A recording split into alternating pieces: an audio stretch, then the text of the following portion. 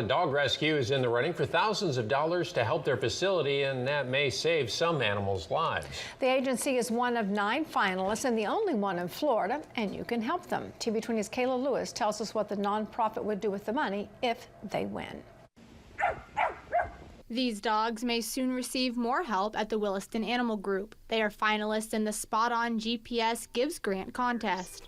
Despite our size, we're making a big impact. If they are in the top 5, they will win $50,000. We're hoping to win that. They would use the money to start a no-cost spay and neuter program for dogs in Levy County. This includes microchipping and vaccinating all dogs before adoption. Jenkins says this money will be put to use immediately and can help tremendously with the overpopulation problem in Levy County. Very little resources on the county level, especially in Levy County.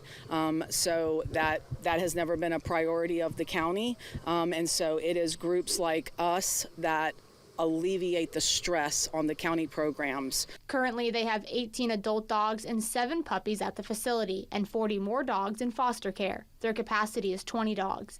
Jenkins tells me adoptions are up and down depending on the time of the year. All in all, it's relatively slow, which that's true nationwide right now, but for us, it's pretty good. They take in dogs that owners surrender and pull dogs that are on euthanasia lists at shelters, all with the goal of adoption. It is the most rewarding thing.